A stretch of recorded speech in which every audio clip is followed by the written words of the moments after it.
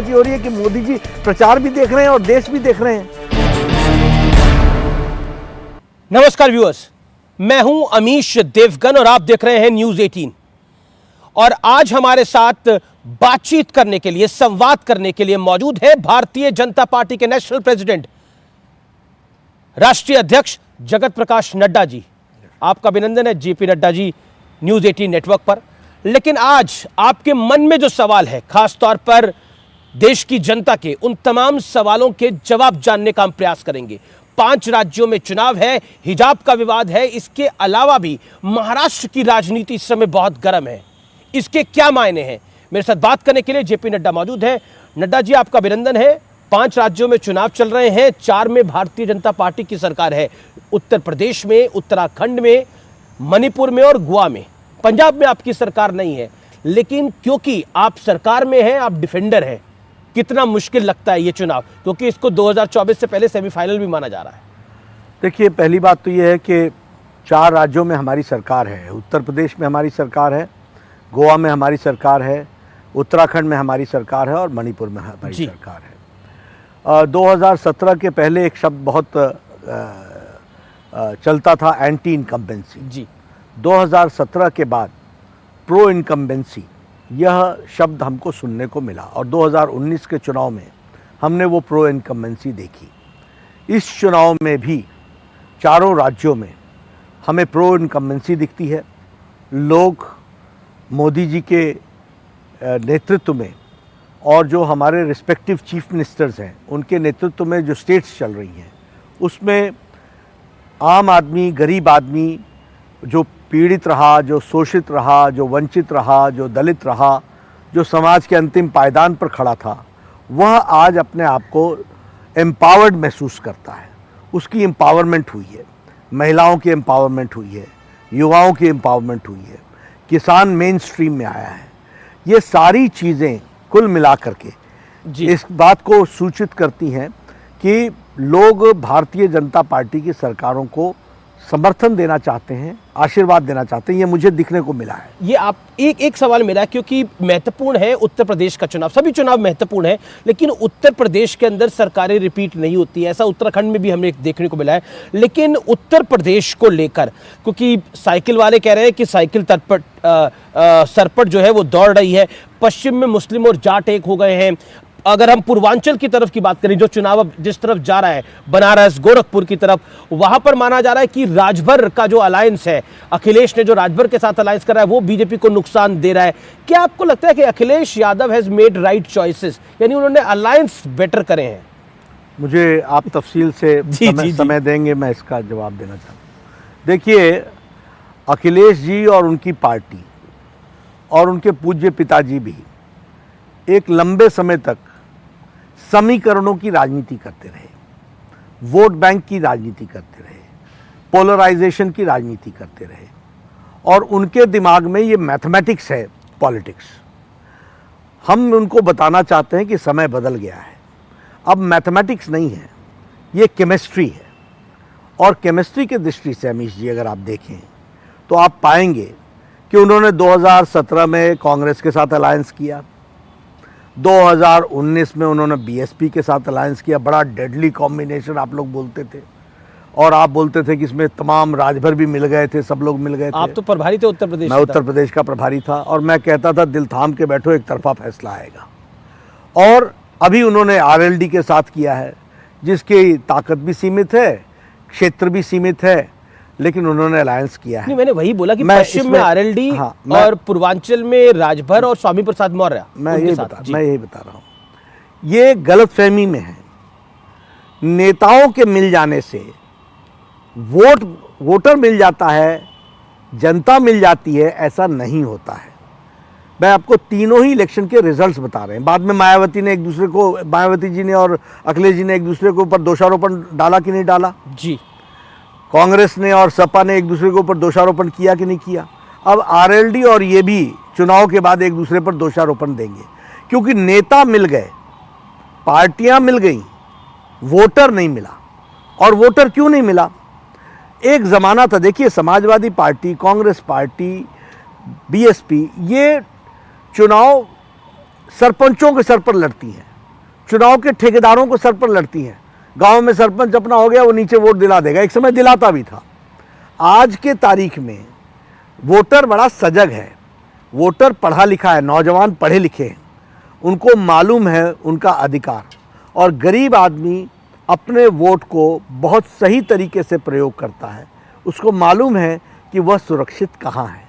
इसीलिए ये तीनों चुनाव में इन अलायंसेस के बावजूद, राजभर 2019 में हमको छोड़ करके चले गए थे, क्या हालत हुई इनकी, और वो चले गए थे। नहीं, उसमें कहा जाता है वो नरेंद्र मोदी का चुनाव था, इस वजह से उस तरह की परिस्थिति नहीं हुई। नहीं, ऐसा नहीं है। नरेंद्र मोदी जी का भी चुनाव था और योगी जी भी उसमें जुड़े हुए थे, और ये चुनाव जो इस समय का भी चुनाव है उसमें नरेंद्र मोदी जी भी हैं, उनका आशीर्वाद है सभी स्टेट्स पर।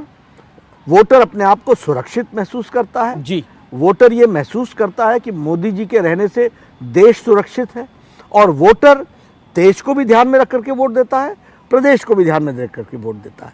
तो दोनों ही फैक्टर्स में वह अपने आप को एम्पावर्ड महसूस कर रहा है, और इसीलिए मैं कहना चाहूँगा कि वोटर जिस तरीके से नेता सोच रहे हैं अमित जी, वैसे वोटर नहीं सोच रहा है। क्योंकि हम यूपी के संदर्भ में पहले बात कर रहे हैं, तो साइकिल का जिक्र हुआ, क्योंकि अखिलेश यादव कह रहे हैं साइकिल सर पर दौड़ रही है, लेकिन प्रधानमंत्री मोदी ने कहा कि जब मैं गुजरात का मुख्यमंत्री था तो अहमदाबाद में साइकिल में बम रखे गए थे, तो अखिलेश ने कहा ये गरीबों का मजाक उड़ाने जैसी बात है। तो उन्होंने बोला, हालांकि भारतीय जनता पार्टी अखिलेश की पार्टी को यानी सपा को आतंकवाद से जोड़ रही है निरंतर। आपने भी एक प्रेस कॉन्फ्रेंस करी, क्यों? देखिए, मेरे को थोड़ा बोलने के लिए थोड़ा सा समय दीजिएगा। अखिलेश जी की पॉलिटिकल अंडरस्टैंडिंग बहुत सीमित है, यही तो दिक्कत आती है। ये परिवार के चांदी के चम्मच से पैदा होकर के जो लोग निकलते हैं ना, उनको राजनीति की समझ नहीं होती है। आम आदमी जानता है कि साइकिल आम आदमी का विषय है, लेकिन जब साइकिल का प्रयोग बम के साथ होता है तो वह समाजवादी की साइकिल हो जाती है। कारण यह है कि अखिलेश जी की आतंकवादियों को बचाने में उनका इतिहास सामने सबको दिखता है। उन्होंने आतंकियों को बचाने के लिए हर प्रयास किया। आपने आरोप लगाया गोरखपुर की अपनी प्रेस कॉन्फ्रेंस में कि 2012 में जब वो सीएम थे, मैं नाम के साथ डेट वाइज मैंने गोरखपुर गोलघर कांड, संकट मोचन बॉम्ब ब्लास्ट बनारस में, काशी में और अयोध्या में और लखनऊ में कचहरी का बॉम्ब ब्लास्ट, श्रमजीवी ट्रेन में बॉम्ब ब्लास्ट, मुंबई के लोकल ट्रेन में बॉम्ब ब्लास्ट, ये जितने भी बॉम्ब ब्लास्ट हुए हैं, दशाश्वमेध घाट पर बॉम्ब ब्लास्ट, ये जितने बॉम्ब ब्लास्ट हुए हैं उसमें जो आतंकी पकड़ाए थे उनको छुड़ाने का काम अखिलेश जी ने किया है। इसलिए उनकी साइकिल, अखिलेश की साइकिल, और उत्तर प्रदेश की जनता बहुत अच्छे से जानती है, इसको सामान्य जनता से इस साइकिल को मत जोड़िए। ये बॉम्ब वाली साइकिल है, और वो साइकिल अखिलेश जी की सपा की साइकिल है, और उस साइकिल को पर प्रधानमंत्री जी ने कहा था, और जनता भी जानती है कि साइकिल पर वोट डालने का मतलब है कि बॉम्ब ब्लास्ट के और आतंकियों का पनाह देने वाला व्यक्ति का समर्थन करना होगा, और वह देश के लिए एक बहुत घातक होगा। उत्तर प्रदेश के लिए आपका आरोप था कि उन्होंने केस वापस लिए उनके, तो मेरा आपसे सवाल ये है कि क्योंकि आपके सीएम हैं योगी आदित्यनाथ, उत्तर प्रदेश के सीएम हैं, वो कहते हैं कि आपने रामायण में लंकेश चुने होंगे, यूपी में एक दंगेश है, यानी वो अखिलेश को दंगेश कह रहे हैं। क्या आपको लगता है कि क्या बीजेपी डराकर वोट लेना चाह रही है कि अगर बीजेपी नहीं आएगी तो आतंकवादी आ जाएंगे, बीजेपी नहीं आएगी तो दंगा आ जाएगा? डराने की क्या जरूरत है, सच्चाई बताने की जरूरत है। सच्चाई है कि नहीं कि सुप्रीम कोर्ट ने कहा है कि मुजफ्फरनगर में अखिलेश की सरकार मूक दर्शक रही है? ये ऑब्जर्वेशन सुप्रीम कोर्ट का है कि नहीं है? सुप्रीम कोर्ट ने कहा मुजफ्फरपुर के दंगों में कि प्रशासन मूक दर्शक रहा है? सुप्रीम कोर्ट ने ये कहा कि नहीं कहा कि you have given a preferential treatment to some of the sections of the society? तो ये किसने कहा है?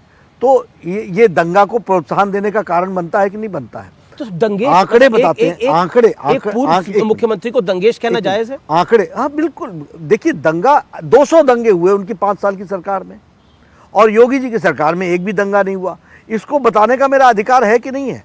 और लोगों को डराने का नहीं, लेकिन लोगों को याद दिलाना हमारी जिम्मेदारी है कि नहीं? इसका एक काउंटर पॉइंट ये है क्योंकि बीजेपी को लग रहा है कि पहले जैसे मुसलमान वोट बढ़ जाता था, वो बसपा में भी जाता था, सपा में भी जाता था, थोड़ा कांग्रेस में भी चला जाता था, लेकिन इस बार मुस्लिम वोट इंटैक्ट है, वो 19% वोट एक तरफ जा रहा है।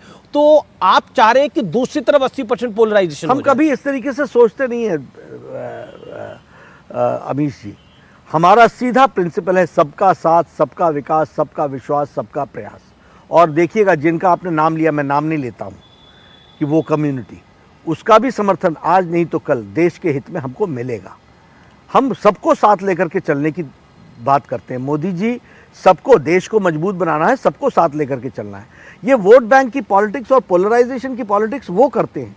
हमने तो कभी नहीं कहा कि ये कम्युनिटी। दूसरी तरफ से पलटवार होता है कि वोट बैंक के लिए आप आतंकवाद, दंगेश और हिंदुत्व की बात करते हैं, क्योंकि प्रियंका वाड्रा से जब हमारे संवाददाता ने सवाल पूछा आतंकवाद के ऊपर, उन्होंने बोला फिजूल की बात है ये। देखिए ना, ये दुर्भाग्य है, चांदी के चम्मच के साथ पैदा हुए हैं, जिन्होंने अपना पिता खो दिया यही आतंकवाद के उसमें, उनको अगर ये फिजूल की बात लगती हो। फिजूल का मुद्दा है, क्लियरली बोला मैंने भाषण में अपने कहा कि इनकी अंडरस्टैंडिंग देखो ना, इनकी पॉलिटिकल अंडरस्टैंडिंग देखो ना। अब आपने प्रियंका जी की बात कर दी, यहाँ बोलती हैं उत्तर प्रदेश की बेटी हैं, और पंजाब में जब चन्नी बोलता है कि यूपी के भैयों को और बिहार के भैयों को घुसने मत देना, तो तालियां पीटती हैं।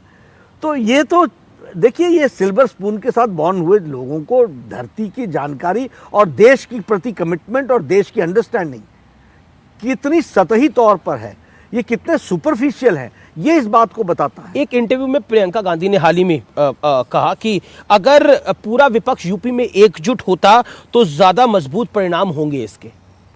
ठीक है ना, अच्छी बात है, हम तो तैयार हैं। आप जब भी आओ, इकट्ठे आओ, जैसे आओ, हमेशा तो आप आते ही हो, तो आप आ जाओ, हमें क्या दिक्कत है। अब तो अरविंद केजरीवाल भी कह रहे हैं कि बीजेपी को रोकने के लिए मैं किसी से भी हाथ मिला सकता हूं। देखिए, हमको बेसिक डिफरेंस समझना पड़ेगा। उन्होंने लखनऊ में इस बात को कहा। हमको बेसिक डिफरेंस समझना पड़ेगा। भारतीय जनता पार्टी सत्ता में इसलिए आती है कि देश की तस्वीर और तकदीर बदले, देश मजबूत हो, ये हमारी विचारधारा है। ये सब लोग इकट्ठे किस लिए हो रहे हैं? इसलिए कि ये देश के साथ कॉम्प्रोमाइज करने के लिए तैयार हैं, ये सबके साथ कॉम्प्रोमाइज करने के लिए तैयार हैं, लेकिन कुर्सी इनको चाहिए। तो ये बेसिक आइडियोलॉजिकल प्रश्न पर बहुत बड़ा प्रश्न है, और इस प्रश्न का उत्तर देने के लिए मैं इनको बाध्य करता हूं। और यह चुनाव और उत्तर प्रदेश की जनता, मणिपुर की जनता, गोवा की जनता और हमारे उत्तराखंड की जनता इस बात का जवाब देने के लिए सक्षम है और देगी कि वह देश के लिए खड़ी है, वह इनके निजी स्वार्थों के लिए खड़ी नहीं है। क्योंकि अक़लियतों की बात हो रही है, ऐसा माना जा रहा है कि ओवैसी जब चुनाव लड़ते हैं उसको कहा जाता है वो बीजेपी की बी टीम है, लेकिन ऐसा लग रहा है कि ओवैसी इस बार यूपी में कुछ बड़ा करिश्मा नहीं कर पा रहे हैं, ऐसा ग्राउंड रियलिटी में नहीं दिखाई दे रहा। क्या कहना चाहते हैं? मैंने कहा ना आपको, अभी से हमारे देखने का ये तरीका ही नहीं है। तुम जो करना है करो ना, जिस पार्टी को जो करना है करे, हम सबको एक्सपोज करेंगे। मैं जब प्रियंका पर बोलता हूँ या कांग्रेस पर बोलता हूँ तो मैं केजरीवाल का सहारा नहीं लेता हूँ, और जब मैं केजरीवाल पर बोलता हूँ तो मैं समाजवादी पार्टी का सहारा नहीं लेता हूँ।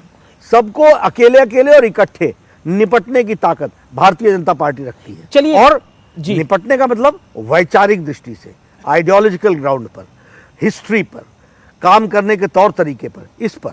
लेकिन ऐसा है कि बीजेपी सबसे तो निपट रही है, लेकिन मायावती जी से क्यों नहीं निपट रही है? मायावती को लेकर बीजेपी खामोश है और मायावती भी बीजेपी को लेकर खामोश है। बिल्कुल नहीं, जिन इश्यूज को बोलना है उनके लिए हम बोल रहे हैं। सपा कह रही है इनके बीच में अंडरस्टैंडिंग है। नहीं, ऐसा कुछ नहीं है। अब देखिए, हम क्योंकि मायावती जी अब हम पंजाब में अकाली दल पर हम नहीं बोले, हम कांग्रेस पर बोले, हम आम आदमी पार्टी पर बोले। जो सामने होता है, उत्तराखंड में हम कांग्रेस पर बोले, हम आम आदमी पार्टी पर नहीं बोले। हम गोवा में हमने आम आदमी पार्टी। आप मान रहे कि मायावती की हैसियत नहीं है? नहीं, फाइट में अभी हम समाजवादी पार्टी के साथ चुनाव है और समाजवादी पार्टी के साथ हमारी लड़ाई है, जिसको हम फोकस करते हैं। चुनाव में हर स्टेट में वो अलग अलग होता है, लेकिन मायावती की अपनी ताकत है, क्योंकि और अपनी ताकत के साथ वो खड़ी हैं, क्योंकि उनका जो वोट है, एक मिनट, उनका जो वोट है वो इंटैक्ट है। लेकिन हाँ, निश्चित रूप से लड़ाई हमारी समाजवादी पार्टी के साथ। न्यूज 18 को अमित शाह ने, गृह मंत्री ने, एक इंटरव्यू दिया और उस इंटरव्यू में उन्होंने बोला कि मायावती की अपनी प्रासंगिकता है और बड़ी संख्या में मुस्लिम बीएसपी के साथ जुड़े हैं, दलितों के साथ मुस्लिम भी बीएसपी के साथ जुड़े हैं। वो सीट में कितना कन्वर्ट होगा वो देखा जाएगा। क्या आपको लगता है कि क्योंकि आप कह रहे हैं कि मायावती डायरेक्ट फाइट एसपी के साथ है, मायावती उतनी स्ट्रांग नहीं है? नहीं, स्ट्रांग है, उनके अपने वोट बैंक हैं जी, एक उनकी अपनी ताकत है और उनकी समाजवादी पार्टी की भी ताकत है और लिमिटेशन भी है। वैसे ही बीएसपी की भी ताकत भी है और लिमिटेशन भी है। क्यों? क्योंकि ये sections of the society represent करते हैं, तो उसकी एक ताकत भी होती है और एक लिमिटेशन भी होती है। क्योंकि मैं ये सवाल इसलिए पूछ रहा हूँ, समाजवादी पार्टी खुलकर मंचों से कहती है कि अपना वोट बीएसपी पे आप जाया मत करना क्योंकि हमारी डायरेक्ट फाइट है। आप बीएसपी को लड़ाई में देखते हैं? हम देखते हैं, हमारा मानना है सभी पार्टियां अपने अपने तरीके से लड़ती हैं और उनकी ताकत है, लेकिन हम सबके साथ लड़ रहे हैं, ये बात पक्की है। जी, चलिए, मैं यानी अगर हम देखा जाए तो कहीं आपका सपा के साथ मुकाबला है, कहीं बसपा के साथ मुकाबला है। अब ये सवाल पूछने पे मैं मजबूर हो जाता हूँ, कांग्रेस के साथ यूपी में मुकाबला आप कहाँ देखते हैं? वो कोशिश कर रहे हैं, लेकिन जो उनकी एक्टिविटी है वो अपने आप को खुद क्षीण कर रहे हैं। जी, मैं अगले सवाल की तरफ बढ़ता हूँ। क्या भारतीय जनता पार्टी ने 4 चरण के चुनाव के बाद 5वें चरण में स्ट्रैटेजी बदली है? क्योंकि अब प्रधानमंत्री भी खुल के बोल रहे हैं कि आएंगे तो योगी। ये रणनीति में एक बदलाव है बड़ा? कोई रणनीति में बदलाव नहीं है। शुरू से हमने कहा है कि योगी जी के नेतृत्व में हम चुनाव लड़ रहे हैं और अभी तक हम इसी बात को कह रहे हैं और आगे भी हम इसी बात को कहेंगे। और इसके साथ साथ हमारा मुद्दा है सुरक्षा, हमारा मुद्दा है दंगा रहित उत्तर प्रदेश, हमारा मुद्दा है माफिया समाप्त हो, हमारा मुद्दा है विकास हो, हमारा मुद्दा है यूनिवर्सिटीज इंस्टीट्यूशंस और फ्लरिश करें, हमारा मुद्दा है कनेक्टिविटी बढ़े, हमारा मुद्दा है हेल्थ इंफ्रास्ट्रक्चर। और लेकिन आपका मुद्दा तो ये भी है कि हमने अयोध्या बना दी है, हमने काशी बना दी है, अब हम मथुरा भी बनाएंगे। ऐसा हमने इस तरीके की बात हमने नहीं कही। हमने ये जरूर कहा कि दीपोत्सव आपके डिप्टी सीएम कहते हैं, सीएम कहते हैं। देखिए, हर एक कोई अपने अपने ढंग से किसी चीज को इंटरप्रेट करते होंगे, लेकिन भारतीय जनता पार्टी स्पष्ट है, सबका साथ, सबका विकास, सबका विश्वास, सबका प्रयास। एक सवाल भारतीय जनता पार्टी का, क्योंकि आप भारतीय जनता पार्टी के राष्ट्रीय अध्यक्ष हैं, भारतीय जनता पार्टी का मुसलमानों के साथ रिश्ता क्या है? क्योंकि ऐसा माना जाता है, कई बयान आते हैं, कोई बॉलीवुड का एक्टर बोल देता है, कोई समाज सेवी बोल देता है, पार्टीज बोल देती हैं कि अक़लियतें डरी हुई हैं आपके राज के अंदर, चाहे वो उत्तर प्रदेश हो चाहे वो देश हो। ऐसा बार बार कहा जाता है कि मुसलमान डरा हुआ है। बीजेपी और मुसलमानों का रिश्ता क्या है? देखिए, सबका साथ, सबका विकास, सबका विश्वास, सबका प्रयास, यह मूल मंत्र है जिसको लेकर के भारतीय जनता पार्टी मोदी जी के नेतृत्व में आगे बढ़ रही है।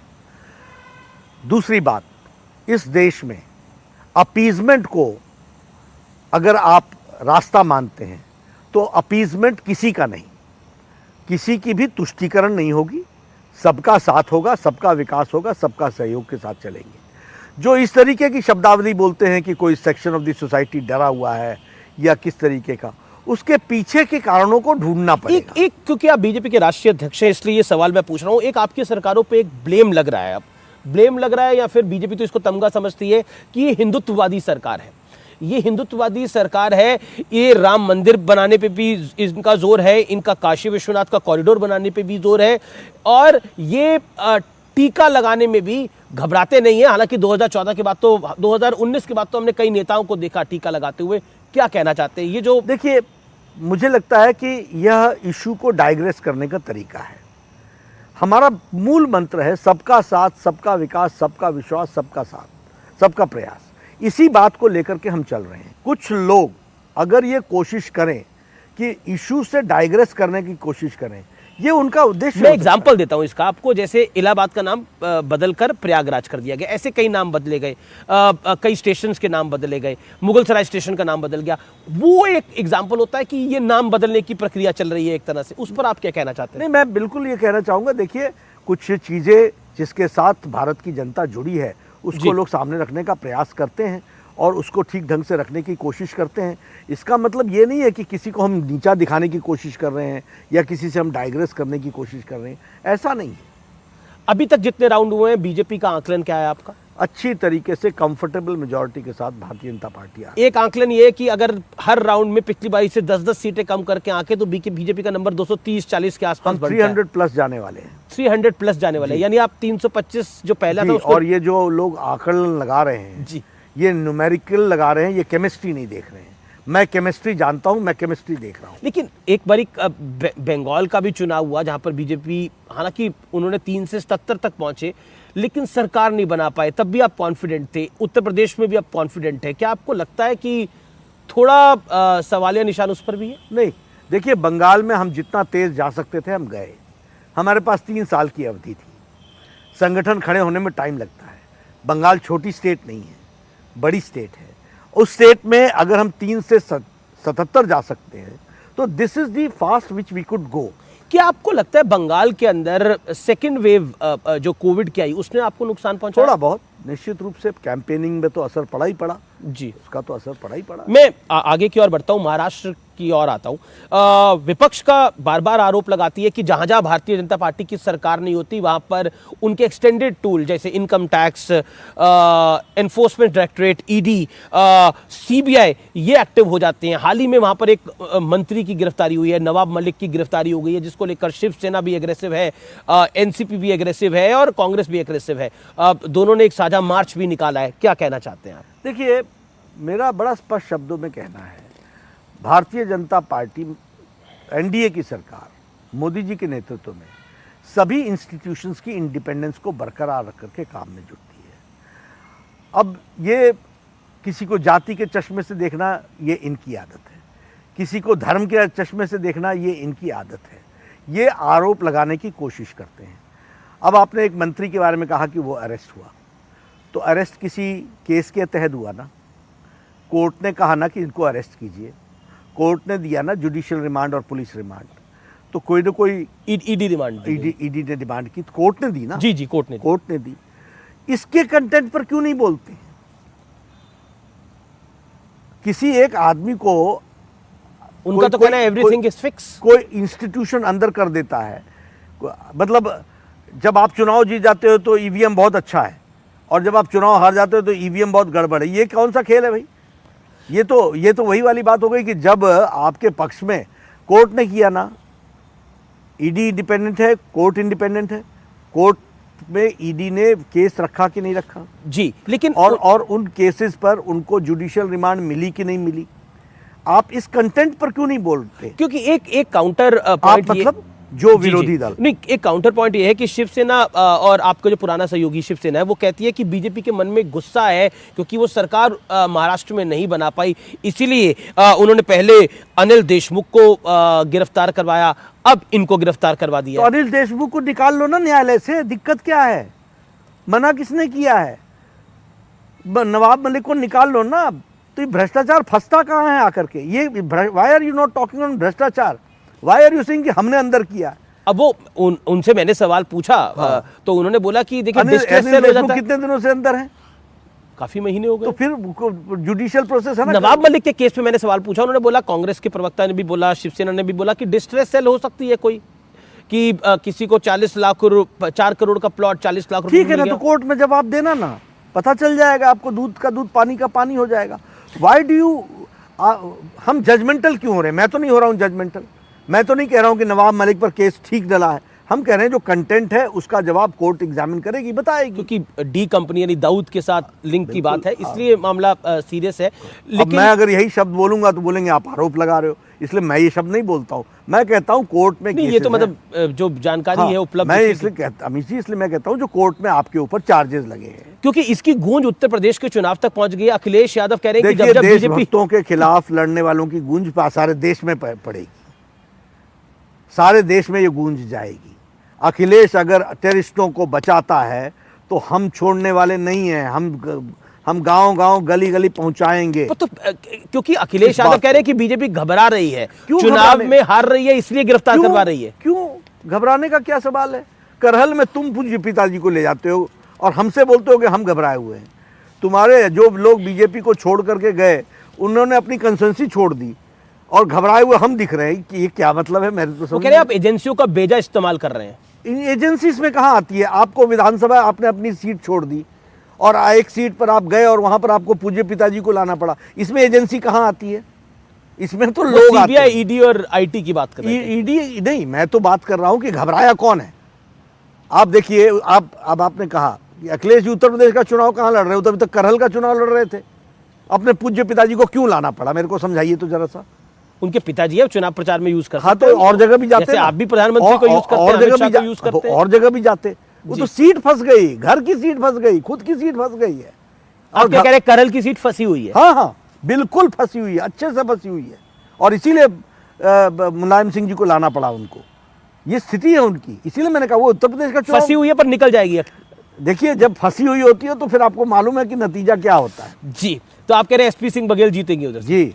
चलिए, अब मैं आगे एक अगला सवाल, क्योंकि महाराष्ट्र की बात हो रही है, क्योंकि जैसे ही ये अरेस्ट हुआ, शरद राव पवार को ममता बनर्जी ने कॉल किया और बोला कि विपक्ष को अब एकजुट हो जाना चाहिए, क्योंकि आपने बोला कि हम देशभक्त हैं, इसलिए हमें सबसे लड़ाई लड़ना पड़ेगा। किस किस से लड़ेंगे आप? ममता बनर्जी से भी लड़ेंगे, शरद राव पवार से भी लड़ेंगे, अखिलेश यादव से भी लड़ेंगे, अरविंद केजरीवाल से भी लड़ेंगे, राहुल गांधी से भी लड़ेंगे, प्रियंका गांधी से भी लड़ेंगे, महबूबा मुफ्ती से भी लड़ेंगे। तो कहीं ना कहीं, और टीआरएस भी अब तो एक्टिव हो गई है, चंद्रशेखर राव भी एक्टिव हो गए। तो ऐसा लग रहा है कि एक महागठबंधन तैयार हो रहा है नेशन वाइड आपके खिलाफ। मना किसने किया है? आप इकट्ठे होइए ना। हर चुनाव में अमीश जी, चुनाव के पहले ये भारत भ्रमण पर निकलते हैं, मेरी बात ध्यान से सुनिएगा, और हर चुनाव के नतीजे आने के बाद फिर से ये भारत भ्रमण करते हैं। मना किसने किया है? आप कीजिए ना, ये प्रजातंत्र है।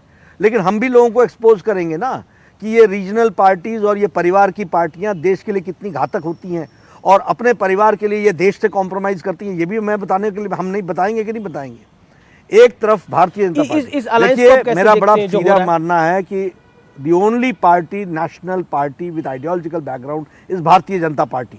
Rest all parties have become family parties, dynasty parties, regional parties, and regional aspirations को उजागर करके नेशनल इंटरेस्ट के साथ भी कॉम्प्रोमाइज करना, ये तरीका बन गया है। अब इसके साथ अगर झगड़ा होना है, आज हो या कल हो या परसों हो, जब हो, होना ही है, और ये हम लड़ने के लिए तैयार हैं ही हैं, हमने लड़ना ही है। पर क्या आपको लगता नहीं है, क्योंकि हाल ही में चंद्रशेखर राव जो थे, उन्होंने शरद राव पवार से, उद्धव ठाकरे से भी मुलाकात करी, और ऐसा लग रहा है कि एक तीसरा मोर्चा, यानी कांग्रेस का अस्तित्व उतना मजबूत नहीं रहा है, तो एक वैकल्पिक मोर्चा भारतीय जनता पार्टी के खिलाफ खड़ा करा जा रहा है। बीच में खबर आई कि वो नीतीश कुमार को भी इसमें शामिल करने की देखिए, जो कि मौजूदा मुख्यमंत्री, प्रजातंत्र है, किसी को भी किसी से मिलने की छूट है। आप जरूर मिलिए। पिछली बार आपने पूर्व से शुरू किया था, ममता जी के पास गए थे ये चंद्रशेखर राव, अब इस बार ये शरद पवार जी के पास गए, पश्चिम भ्रमण पर गए हैं। अब क्योंकि प्रेसिडेंशियल इलेक्शन भी अराउंड द कॉर्नर है, नीतीश कुमार को भी उस तीसरा मोर्चा अपने साथ लेगा और उनको प्रेसिडेंट बनाने की बात हो सकती है, ऐसी चर्चाएं हैं। देखिए, योर कमेंट्स ऑन दिस? देखिए, मेरा कोई कमेंट नहीं है।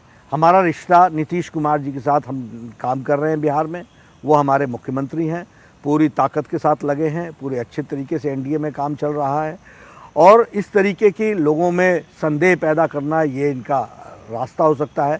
We are a matured party and we are an ideological based party. हम इतने जल्दी इस तरीके के न निष्कर्ष पर आते हैं, न निर्णयों पर आते हैं। हमारी पार्टी बहुत सोच समझ करके ही काम में जुटी। आपके प्रदेश अध्यक्ष हैं महाराष्ट्र की चंद्रकांत पाटिल, उन्होंने बयान दिया कि 10 मार्च के बाद महाराष्ट्र में बड़ा बदलाव होगा, यानी सरकार में बदलाव होगा। What you have to say? देखिए, I have not gone through the statement and what intention, लेकिन 10 मार्च के बाद भारतीय जनता पार्टी 4 स्टेट्स में जीत करके फिर से आएगी, इसका एक राजनीतिक बदलाव माहौल पर तो आएगा ही आएगा, और वो माहौल में निश्चित रूप से तो महाराष्ट्र की सरकार पे खतरा है कोई क्या? सरकारों पर हम कभी खतरा अपने तरफ से करते नहीं है। ये लोग अपने ही वजन से गिरते हैं, ये लोग अपने ही कारणों से जाते हैं। हमारा ये सोचने का तरीका नहीं है। मेरा अगला सवाल, क्योंकि इस समय चर्चा में हिजाब विवाद बहुत ज़्यादा है, क्योंकि ये बहुत गहराता जा रहा है। शिवमोगा में तो एक हर्षा नाम के लड़के की को मौत के घाट उतार दिया गया, चाकू से गोद दिया गया, क्योंकि उसने फेसबुक पे एक पोस्ट लिखा था, सोशल मीडिया पे एक पोस्ट लिखा था हिजाब के विरुद्ध। क्या कहना चाहते हैं? आप ही की सरकार है कर्नाटक में। देखिए, भारतीय जनता पार्टी एक जिम्मेवार राष्ट्रीय पार्टी है और वैचारिक दृष्टि से काम करती है। धर्म के आधार पर लोगों का उन्माद बढ़े, यह उचित नहीं है। इसलिए हम जिम्मेवारी तरीके से सेल्फ रिस्ट्रेंट करते हुए अपने आप को ऐसे विषयों के बारे में कोई समाधान की ओर चलें तो अच्छा रहता है। फिलहाल ये जो विषय है, यह विषय कोर्ट के, न्यायालय के उस पर है। मेरी टिप्पणी करना न्यायालय के, जब कोई चीज़ अधीन हो, वो उचित नहीं होगा। लेकिन हाँ, इतना ज़रूर है कि हम सब लोगों को कहते हैं कि सावधानी बरतें वक्तव्यों में भी, और न्यायालय पर विश्वास करें और पुलिस एजेंसीज पर विश्वास करें। हमने एक अपना कार्यकर्ता खो दिया जी, हमारे जो जिसके बारे में आप कह रहे हैं। भावनाएं उठती हैं, भावनाएं तो आएंगी, लेकिन भावनाओं को संभालना और law enforcing agency, law enforcing agencies को पूरी तरीके से चीज़ों को इम्प्लीमेंट करें और लॉ एंड ऑर्डर मेंटेन रहे, ये हमारी जिम्मेवारी बनती है। क्या आप हिजाब जो विवाद ये खड़ा हुआ, इसका एक पॉलिटिकल रंग हो सकता है, लेकिन क्या आपको लगता है कि स्कूल में एक ड्रेस कोड को फॉलो करना चाहिए, या फिर कोई हिजाब डाल के आ रहा है, कोई कुछ डाल के आ रहा है, ये फॉलो होना चाहिए? देखिए, भारत संविधान के तहत चलता है और संविधान पर हम विश्वास करने वाले लोग हैं और न्यायालय पर भी विश्वास करने वाले लोग हैं। डिटेल में न्यायालय इस पर अपना वक्तव्य देगा, टिप्पणी देगा, और उसके बाद हम उसको फॉलो करने का प्रयास करेंगे। जी, जहाँ तक व्यक्तिगत रूप में हर एक ऑर्गेनाइजेशन को एक अपनी इंडिपेंडेंस है कि वो इंटरनल डिसिप्लिन को अपने ढंग से इम्प्लीमेंट करे। ये उसके सोच का तरीका है, इसको इसी तरीके से सोचना चाहिए। लेकिन अब ये विवाद स्कूल से बाहर निकल चुका है, अब तो पॉलिटिकल रंग इसका इसलिए इसमें न्यायालय सोच रहा है। तो न्यायालय सारी बातों को ध्यान में रख करके जो जवाब देगा उसको हम लोग इम्प्लीमेंट करेंगे। ओवैसी कह रहे हैं कि मैं दाढ़ी रखूं, मैं टोपी रखूं, मेरी बहन बुर्का डाले, मेरी बहन हिजाब डाले, इससे बीजेपी की सरकार कौन होती है बोलने वाली? तो बीजेपी की सरकार ने बोला भी नहीं है, बीजेपी की सरकार ने कभी नहीं बोला, नहीं बीजेपी ने बोला। कर्नाटक में आपके मंत्री बोल रहे हैं कि हिजाब नहीं चलेगा। मैंने तुरंत उसी समय उनको टोका है और मैंने स्पष्ट रूप में बोला है, you can't cross the line, we work under constitution. Yogi Adityanath ने कहा कि देश संविधान से चलेगा, शरिया से नहीं चलेगा। गजवाए हिंद का सपना हम कभी पूरा नहीं होने देंगे जब तक बीजेपी शासन में है। इसीलिए हम कह रहे हैं, चलेगा किससे? संविधान से चलेगा, और संविधान के हम रक्षक हैं। लेकिन इसकी पॉलिटिकल माइलेज बीजेपी लेना चाह रही है, ऐसा विपक्ष आरोप लगा रहा है। नहीं, हमने कहा, देखिए, क्योंकि अचानक यूपी के चुनाव में हिजाब की एंट्री हो गई ना। नहीं, हमने थोड़ी ना एंट्री की, हमने कहाँ एंट्री की है? कौन गया हिजाब पहन करके? किसने भेजा उनको? कौन लोग हैं उसके पीछे? आएगी अभी इन्वेस्टिगेशन, इन सब चीजों को निकाल करके लाएगी। पर योगी जी अपनी रैलीज में बोलते हैं, आपके मंत्री जाते हैं वो बोलते हैं। एक मिनट, अगर आप टेररिस्टों को छोड़ेंगे अखिलेश जी, तो जेपी नड्डा बोलेगा कि नहीं बोलेगा? You have got control over the action, but you have got no control over the reaction. मैं तो हिजाब की बात करूं, हिजाब पे आपके नेता पॉलिटिकल रैलीज में बोलते हैं। निश्चित रूप से इसी में से निकलती है ना चीजें। अब जिन्ना लाओगे और हम चुप रहेंगे, ऐसा कैसे चलेगा? अब जिन्ना क्या गलती? उन्होंने तो जिन्ना एक बार ही बोला, तो बीजेपी ने 100 बार ही बोला उसके बाद। देखिए, चावल के एक दाने से पता चलता है चावल की किस्म, राजनीतिक एक हरकत से पता चलता है राजनेता की नीयत, और अगर नीयत पता चलती है तो नीयत नेता की जन जन तक पहुंचाना हमारी जिम्मेवारी है, और हम इससे पीछे कभी नहीं हटेंगे, हम बता के हटेंगे। क्या आपको लगता है, क्योंकि हिजाब का जो पूरा विषय है, या फिर ओवरऑल जिस तरह से पॉलिटिकल स्टेटमेंट्स दिए जा रहे हैं आजकल, क्योंकि आप राजनीति में एक शालीन भाषा का इस्तेमाल हमेशा करते आए हैं, लेकिन जिस तरह के उन्मादी स्टेटमेंट्स दोनों तरफ से दिए जा रहे हैं, क्या ये जायज़ है पॉलिटिकल? देखिए, उन्मादी स्टेटमेंट्स में हम भारतीय जनता पार्टी ने कोई भी स्टेटमेंट नहीं दिया है जो संविधान के दायरे से बाहर गया है, जो बाउंड्री से बाहर गया है, और बाउंड्री के अंदर खेलना ये तो हमारी जिम्मेवारी है। तो मैं यही कह रहा हूं ना कि देखिए, आप तो अब केजरीवाल, एक काउंटर क्वेश्चन है कि अब दंगेश कह देना, अखिलेश के 4 यार भ्रष्टाचार, आतंकवाद, एक अखिलेश यादव को आतंकवाद के साथ जोड़ देना, क्या आपको लगता है कि वो एक पॉलिटिकल दायरे में है? बिल्कुल, मैं बता रहा हूं, तारिक कासिम को जी, खालिद तारिक कासिम और खालिद मुजाहिद जी, इन दोनों को, शहाबुद्दीन को, जिस पर आजीवन कारावास का, और ये जो भी सैफ शायद नाम मैं गलत बोल सकता हूँ, अहमदाबाद दंगे में 38 लोग जो पकड़े गए हैं, ये सब लोगों को, इनके पिताजी अखिलेश के साथ फोटो है कि नहीं है? बीजेपी ने ट्वीट किया उसे। ठीक, बीजेपी ने ट्वीट किया। ये सब लोग, ये लोग जेलों में बंद थे कि नहीं, एक एक पर 4 जीवन के लिए आजीवन कारावास हुआ कि नहीं हुआ। अखिलेश जी ने 26 अप्रैल 2012 को इनको छोड़ा है कि नहीं छोड़ा है।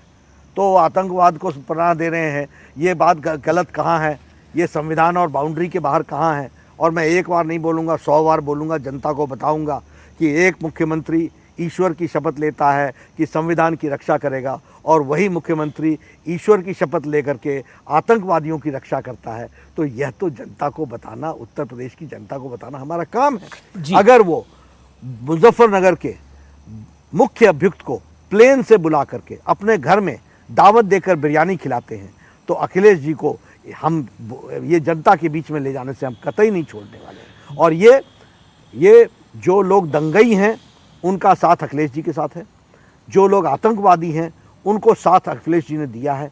ये बात ब्लैक एंड वाइट में मैं बोलता हूँ और ये सच है और इसीलिए मैं बारंबार इस बात को बोलता हूँ। मेरा अब अगला सवाल पंजाब को लेकर और ये संविधान के दायरे के अंदर है। पंजाब को लेकर मेरा अगला सवाल है, क्योंकि आप हिमाचल प्रदेश से आते हैं, लेकिन उसका पड़ोसी राज्य पंजाब है, लेकिन पंजाब में बीजेपी अपने बूते पर खड़ी कभी नहीं हो पाई। इस बार पंजाब में क्या होने वाला है, क्योंकि देश की नज़र उस पर है। पंजाब में अच्छा होगा भारतीय जनता पार्टी के लिए। भारतीय जनता पार्टी को पहली बार स्कोप मिला है बढ़ने का, इसलिए पार्टी की दृष्टि से मैं कहूँ तो अच्छा रहेगा। आपका आकलन क्या है? आपने हंग असेंबली की ओर जा रहा है, लेकिन आपने ये प्रश्न पूछा है तो मैं पंजाब के बारे में ये जानना चाहूँगा और मैं चाहूँगा कि आप अब इस बात को भी ध्यान में लें कि केजरीवाल जी पर उनके ही साथी ने, कुमार विश्वास जी ने, जो उनके साथ एक समय में पार्टी को खड़ी करने वाले लोग थे, उन्होंने एक बहुत गंभीर आरोप लगाया और आपने आज दिन तक जवाब नहीं दिया। ये क्या बताता है? उन्होंने तो बोला मैं स्वीट टेररिस्ट हूँ। हाँ बिल्कुल, मैं स्कूल बनाने वाला स्वीट टेररिस्ट हूँ। ये प्रश्न का विकास करने वाला स्वीट का उत्तर कहाँ है? प्रश्न ये है कि क्या तुमने कभी किसी टेररिस्ट ग्रुप के साथ मीटिंग की है? क्या तुम्हारी फंडिंग टेररिस्ट ग्रुप के द्वारा हो रही है? आप कह रहे हैं सिटिंग सीएम पर ये उसने टेररिस्ट ग्रुप के साथ मीटिंग करी है? ये हम नहीं कह रहे हैं, ये उनके साथियों ने कहा है, ये आरोप है कुमार विश्वास। हाँ, ये नो क्यों नहीं कह रहा है केजरीवाल? आज दिन तक नो क्यों नहीं कहते हैं? और फिर आप बोलोगे कि हम उनको संविधान के दायरे से बाहर खींच रहे हैं। हम कहाँ खींच रहे हैं? केजरीवाल कह रहे हैं कि सब लोग मिल गए हैं, सब मिले हुए हैं, इस वजह से इस तरह का पूरा आडंबर लास्ट के 3 दिन में रचा गया, जिससे आम आदमी पार्टी को बड़ा नुकसान हो जाए। ये देखिए, आप नुकसान क्यों हो रहा है?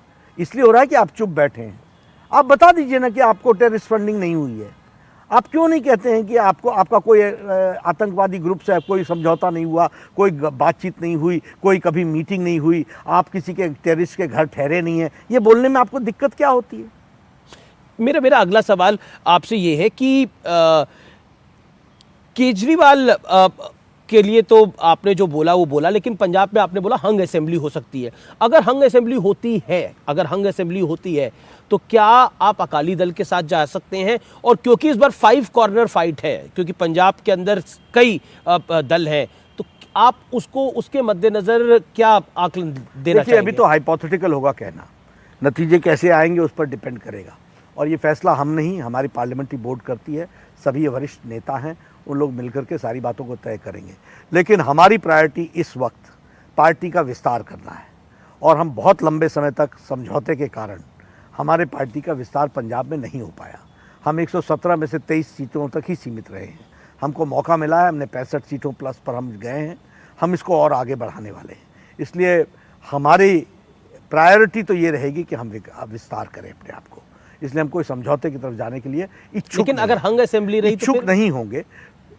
नतीजे हाइपोथेटिकल, बॉर्डर स्टेट है, नतीजे हाइपोथेटिकल है। 600 किलोमीटर का पाकिस्तान के साथ बॉर्डर है, बिल्कुल, उसकी भी हम जिम्मेवारी समझते हैं। इसलिए हमारे नेता सारी चीज़ों को समझ करके करेंगे, लेकिन इसका आधार तब आएगा जब नतीजे आएंगे। क्या आपको लगता है कि गोवा और उत्तराखंड में आम आदमी पार्टी आपका खेल बिगाड़ सकती है? बिल्कुल नहीं, रही नहीं कहीं, नतीजे आपको बता देंगे। देखिए, एडवर्टीजमेंट पे पैसा खर्च करके बड़े बड़े पोस्टर लगाने से लोगों के दिल में नहीं उतरते हैं जी। दिल में उतरने के लिए बड़ी मेहनत करनी पड़ती है और उसके लिए बहुत काम करना पड़ता है। उत्तराखंड में और गोवा में भारतीय जनता पार्टी नीचे तक पार्टी को मजबूती के साथ आगे बढ़ी है और जनता की सेवा की है, इसलिए दोनों जगह हमको आशीर्वाद मिलेगा। जी, क्या आपको लगता है कि हाल फिलहाल के अंदर जिस तरह से पॉलिटिकल डेवलपमेंट्स हुई हैं, खास तौर पर देश के अंदर, और जिस तरह से हमने नॉन इलेक्शन स्टेट्स पे भी कई तरह की मूवमेंट्स को देखा है, क्या आपको लगता है कि भारतीय जनता पार्टी के लिए 2024 में जो 2024 से पहले ये चुनाव जीतने बड़े महत्वपूर्ण हैं? देखिए, आपने शुरू में ही कहा ये सेमीफाइनल है जी, और मैं इस शब्दावली का ही विरोधी रहा हूं शुरू से। No match is semifinal and no match is final. Every match is a different match all together. इसलिए 2022 में हम पूरी ताकत के साथ लड़ रहे हैं, लेकिन इसका ये बड़ा महत्वपूर्ण होगा 2024 के लिए। 2024 अलग ढंग से लड़ेंगे और ढंग से लड़ेंगे, ये भी जीतेंगे वो भी जीतेंगे। क्योंकि और आपको मैं बता दूं, हर स्थिति में हमको उसका ही उत्तर देना पड़ता है। और भारतीय जनता पार्टी अगर उत्तर प्रदेश में चुनाव लड़ रही है तो उत्तर प्रदेश के उत्तर के साथ लड़ रही है। अगर उत्तराखंड में चुनाव लड़ रही है तो उत्तराखंड के प्रश्नों के साथ उसको उत्तर देते हुए चुनाव लड़ रही है। अगर मणिपुर में चुनाव लड़ रही है तो मणिपुर के प्रश्नों का उत्तर देकर के चुनाव लड़ रही है। और ये कुल मिलाकर के प्रधानमंत्री जी का इम्पैक्ट सारे देश में और सारे प्रदेशों पर है ही है। उसका हम लाभ लेना, उसका उपयोग करना, और वो जनता के दिलो दिमाग में उतरा हुआ है, इसमें दो राय कहाँ है। और उसका उपयोग करना ये हमारी जिम्मेदारी है। जी, क्योंकि उत्तराखंड के संदर्भ में अगर मैं बात करूं तो वहां पर भी कोई सरकार रिपीट नहीं हुई है। इस बार आपको क्यों कॉन्फिडेंस है कि आपकी सरकार रिपीट होगी? आपने तो 3-3 मुख्यमंत्री बदल दिए वहां पर। हाँ बदले, लेकिन स्थिरता लाई ना, विकास किया ना।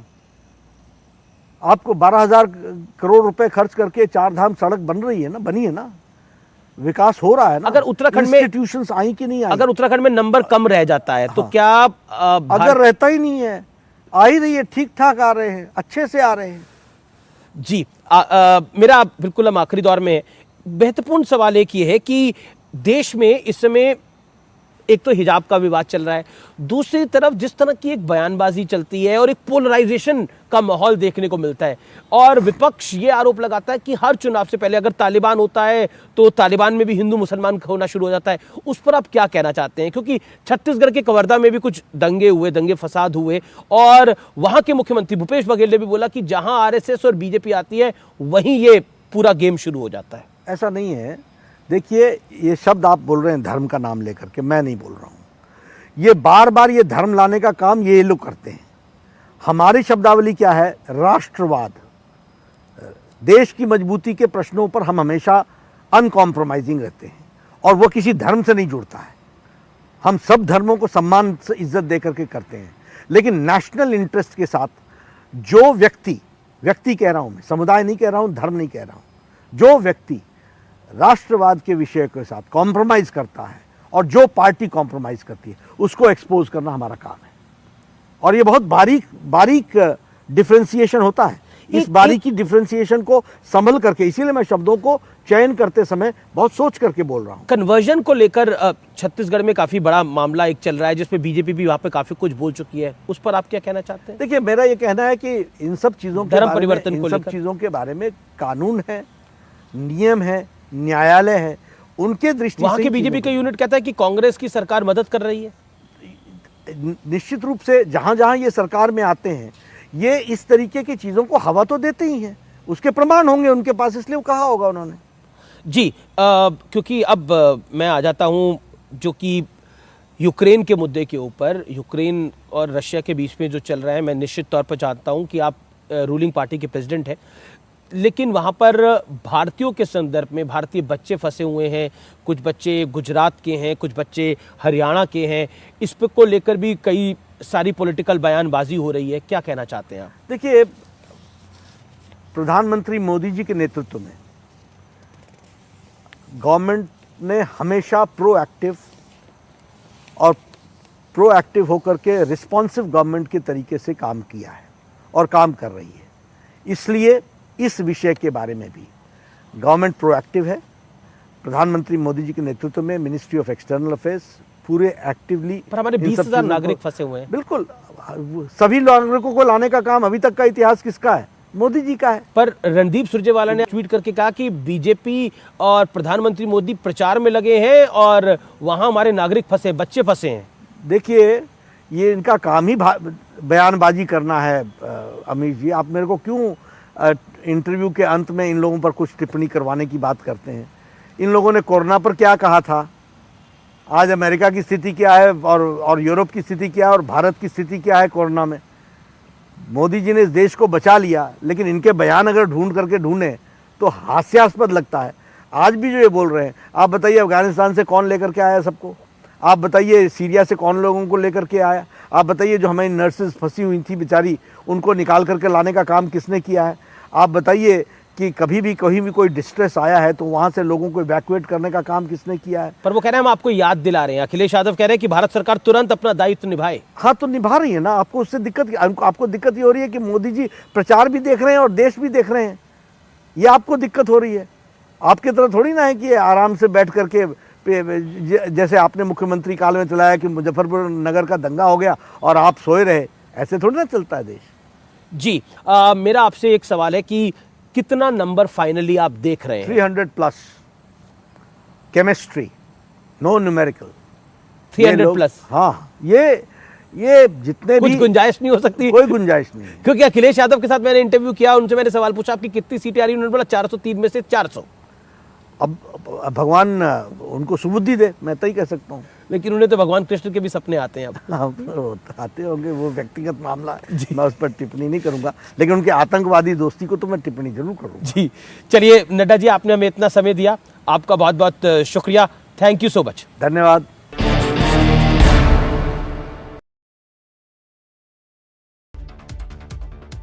यूक्रेन में रूसी